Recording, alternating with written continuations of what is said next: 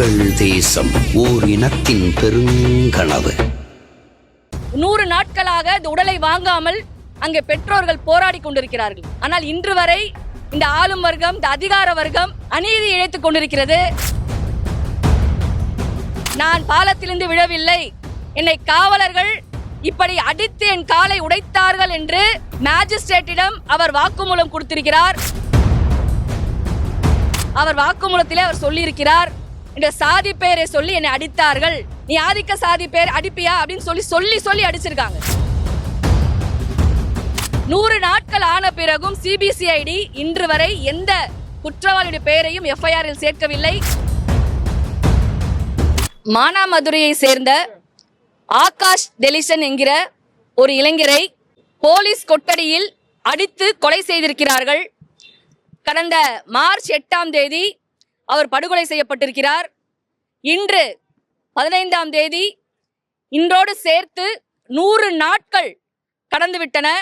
ஆகாஷ் டெலிசனுடைய பெற்றோர்கள் அவருடைய உடலை வாங்காமல் யார் குற்றவாளிகளோ திருபுவனம் காவல் ஆய்வாளர் மற்றும் குகன் என்ற மானாமதுரை சப் இன்ஸ்பெக்டர் இருவரும் தான் ஆகாஷை அடித்து கொலை செய்திருக்கிறார்கள்.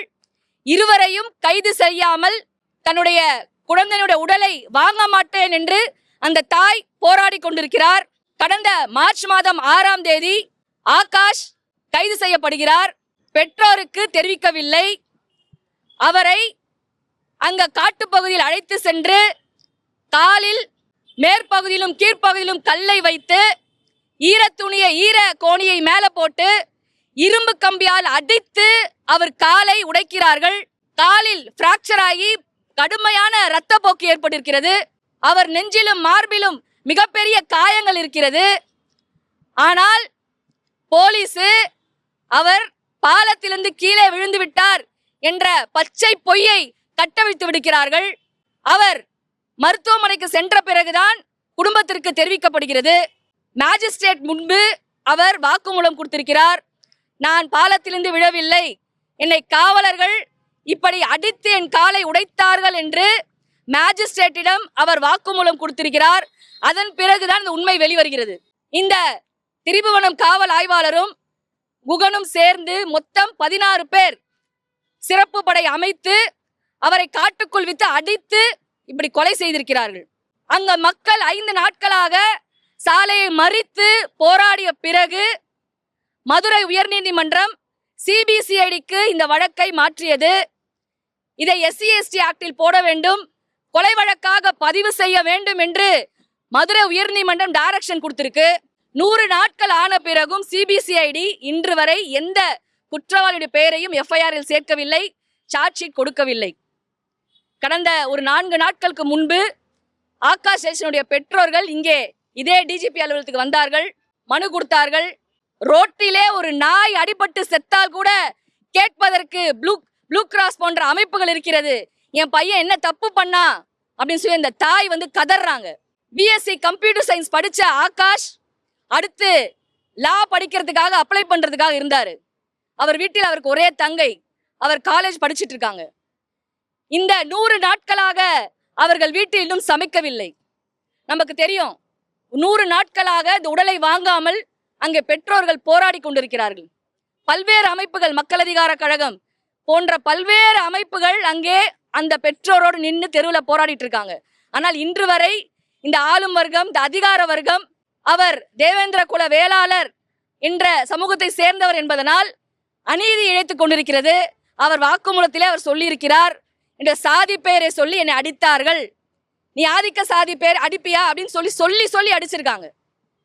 இப்படி சட்டம் என்பது எல்லோருக்கும் சமம் என்று சொல்லக்கூடிய இந்த அரசும் இந்த அதிகார வர்க்கமும் சாதாரண ஏழை எளிய உழைக்கும் மக்கள் என்றால் அவர்கள் பாத்ரூம்ல கீழே விழுகிறார்கள், காட்டுப்பகுதியை வைத்து காலை உடைக்கிறார்கள், கொலை செய்கிறார்கள்.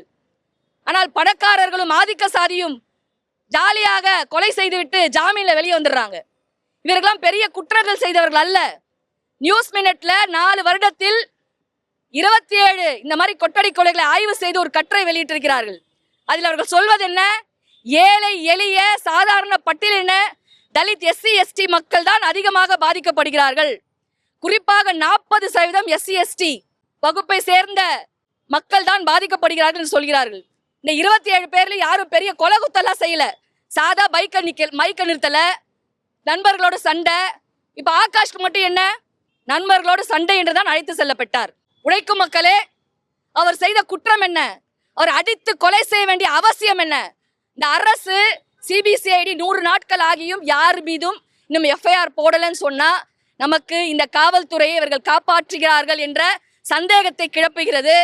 அந்த அடிப்படையிலே மக்கள் அதிகார கழகம், திராவிட விடுதலை முன்னணி, தந்தை பெரியார் திராவிட கழகம், SDPI, வழக்கறிஞர்கள், ஐமுமு போன்ற இஸ்லாமிய அமைப்புகள், தலித் அமைப்புகள், கம்யூனிஸ்ட் அமைப்புகள், தீண்டாமை ஒழிப்பு முன்னணி உள்ளிட்ட கட்சிகள் இணைந்து இங்கே மனு கொடுப்பதற்காக வந்திருக்கிறோம். தமிழ்நாடு முழுக்க பல்வேறு மாவட்டங்களில் 30 மாவட்டங்களில் மக்கள் அதிகார கழகம் ஒருங்கிணைத்து பல்வேறு ஜனநாயக சக்திகளை ஒருங்கிணைத்து உடனடியாக இந்த குற்றவாளிகளை கைது செய்ய வேண்டும், FIR போட வேண்டும் என்ற வலியுறுத்தியும், இப்படி தொடர்ச்சியாக சாதாரண உழைக்கும் மக்களை கொன்று குவிக்கக்கூடிய இந்த கொட்டடை கொலைகளை தடுத்து நிறுத்த வேண்டும் என்ற அடிப்படையிலே இங்கே நாங்கள் போராட்டங்களை கட்டியமைத்துக் கொண்டிருக்கிறோம்.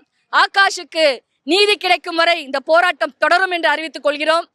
தோழர்களே, உழைக்கும் மக்களே, கடைசியாக பெனிக்ஸும் பாதிக்கப்பட்ட போது அங்கு இருந்த காவலர்களை ஒருத்தர், ரேவதி என்ற ஒருத்தர் சாட்சி சொன்னார்.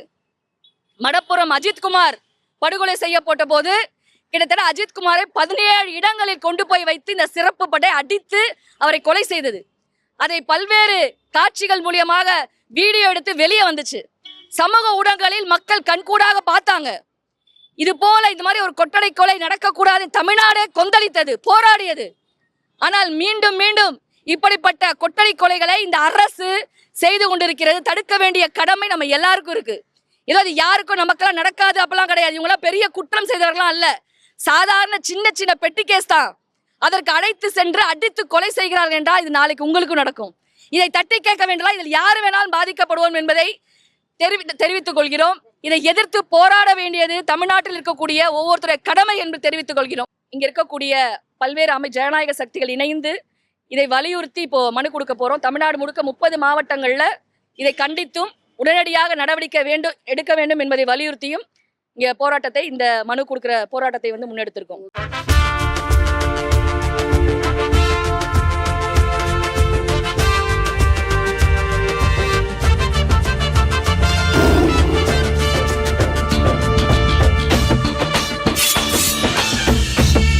எங்கள் தேசம் ஓர் இனத்தின் பெருங்கனவு.